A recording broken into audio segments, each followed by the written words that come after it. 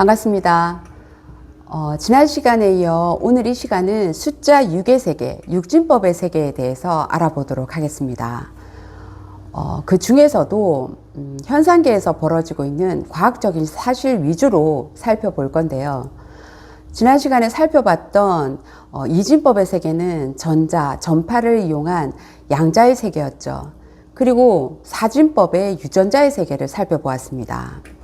그러니 사진법의 세계는 이진법의 세계보다 훨씬 더 고차원이겠죠. 물질의 세계고 이것은 생명의 세계니까 더 고차원인 게 당연하고, 그럼 오늘 살펴볼 6차원, 육진법의 세계는 또 더 고차원적이겠죠. 그럼 앞으로 7, 8, 9 숫자가 커질수록 더 고차원적인 세계라는 것은 우리가 예측할 수가 있을 것입니다. 이런 조화와 질서는 과연 우연으로 생긴 것일까요? 하나님께서는 우주 만물을 창조하실 때부터 이런 숫자의 비밀과 상징성을 가득 담아서 창조해 주셨다는 그 사실에 우리들은 주목을 해야 될 것입니다. 이러한 것들은 결코 우연의 산물이나 진화의 결과가 아니겠죠.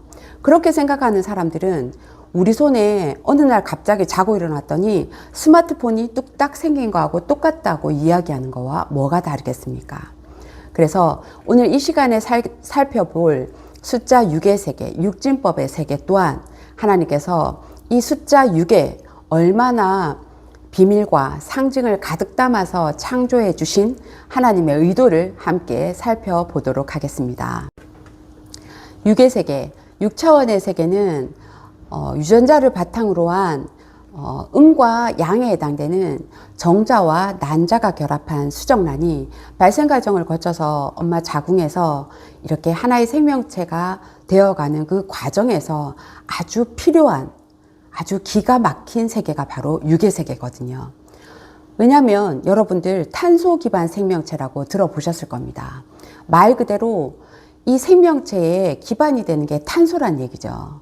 생명체에 왜 하필 하나님께서는 여러 원소가 많이 있는데 탄소를 기반으로 만드셨을까 궁금하지 않습니까? 우리 생명체 말고 기본적으로 우리가 탄소라고 하면 모든 물질이 연소할 때, 호흡할 때 나오는 이산화탄소 아시잖아요. 이 이산화탄소가 지구 온실효과를 일으켜서 지구 온난화 때문에 환경 문제가 심각한 건 다들 알고 계실 겁니다. 그래서 탄소 저감 장치니 탄소 배출 제로 정책을 사용하면서 대체 에너지를 개발하고 있는 그 탄소요.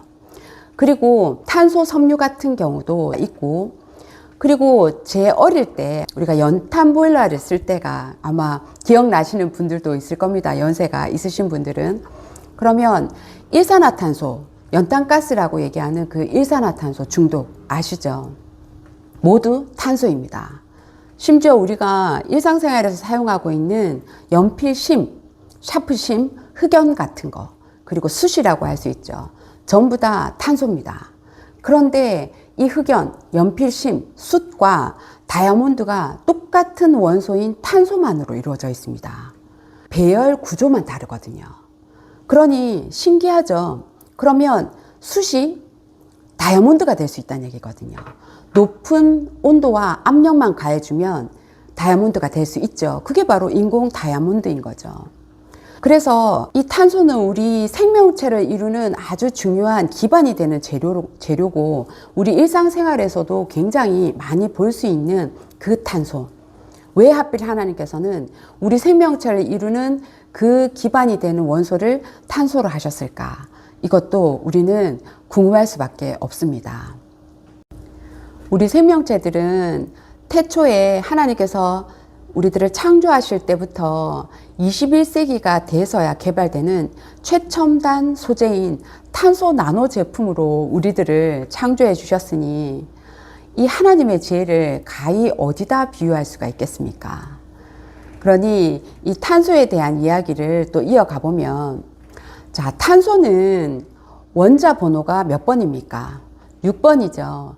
원자 번호는 양성자의 수를 원자 번호로 하고 있죠. 원소 주기율표를 나중에 검색해서 참고해 보시기 바랍니다. 이러한 모든 원자는 모형으로 나타내면 그 안에, 자, 원자핵이 있죠. 원자핵이 있고 주위에 전자들이 전자구름 형태로 이루어져 있는데요. 이 원자핵 안에는 양성자, 플러스로 된 양성자가 있고, 그리고 플러스와 마이너스를 띠지 않는 중성자가 있습니다. 그리고 이 원자핵 주위를 구름처럼 돌고 있는 전자가 있죠. 그래서 이 원자는 양성자와 중성자로 이루어진 원자핵과 전자로 이루어져 있는데, 이 양성자의 수와 전자의 수가 똑같습니다. 그래서 원자는 정기적으로 중성이거든요. 그러면 이 탄소원자는 이 양성자의 수가 6개거든요. 6개라서 원자 번호에 6이 씌어져 있고, 그리고 번호가 6번입니다. 그리고 여기에 중성자 수와 양성자 수를 더한 12개가 이 자리에 있거든요. 자, 이러한 탄소 원자를 보면 양성자 수가 몇 개입니까? 방금도 얘기했지만 6개죠. 그리고 중성자 수도 6개거든요. 제가 들 그렸습니다.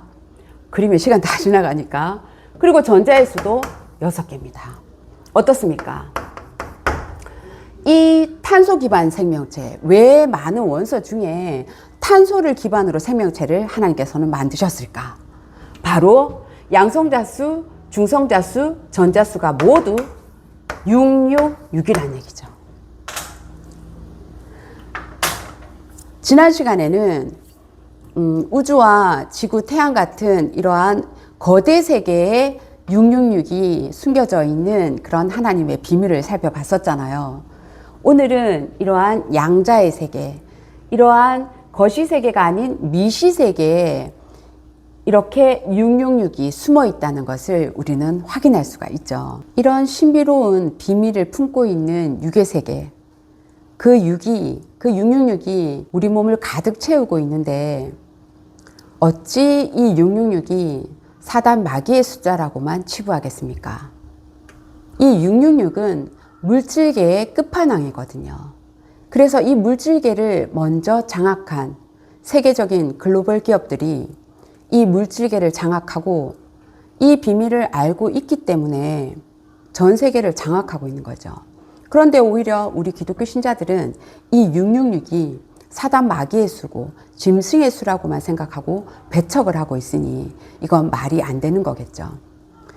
그래서 이 666에 대해서 우리가 바라보는 시각이 바뀌어야 된다는 얘기죠. 그럼 우리가 하나님을 믿고 있는 하나님의 자녀들이잖아요.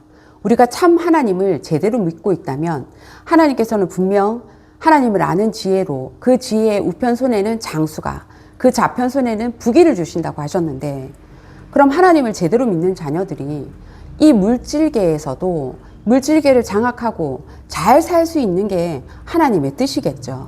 그래서 하나님께서는 그러한 모든 축복을 아담 때부터 주신 것입니다. 생육하고 번성하고 땅에 충만하여 땅을 정복하여 다스리라고 했던 그 모든 말씀이 노아 때도 아브라함 때도 똑같은 축복으로 이어지는 것이었죠.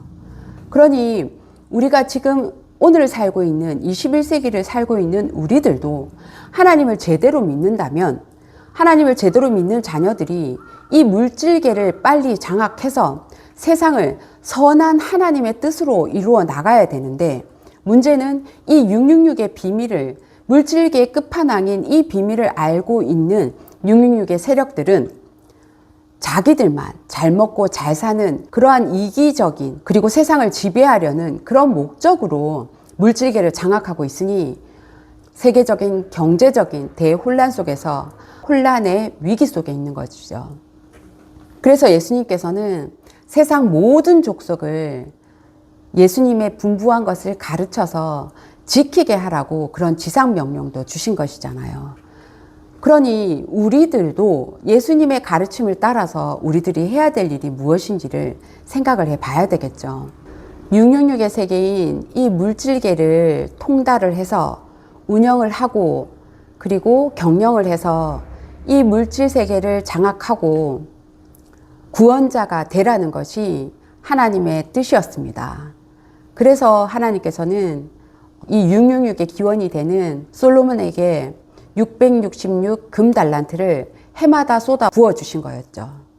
하지만 이 솔로몬도 변질해서 결국 타락하는 결과로 이루어졌지만요. 이 숫자 속에 숨겨두신 이 비밀스러운 상징성과 오묘한 이 모든 것들은 하나님께서 우리들에게 왜 우리들을 666 덩어리로 창조해 주셨고, 하나님께서는 우주 만물을 창조할 때부터 이렇게 하나님의 알만한 것들을 자연 만물 속에 숨겨서 하나님을 더듬어 찾아오라고 이렇게 메시지로 남기신 게 아닐까요? 우린 그런 것도 모르고 무작정 하나님만 열심히 믿고 죽어서 천국 가는 그러한 세상만 바라보고 신앙생활을 하는 그런 어리석은 우를 범하고 있는데요. 분명 우리 생명체를 이루는 그 기반이 되는 원소가 탄소이고, 왜 하필 수많은 원소 중에 탄소를 사용하셨냐면 바로 이렇게 666 덩어리, 이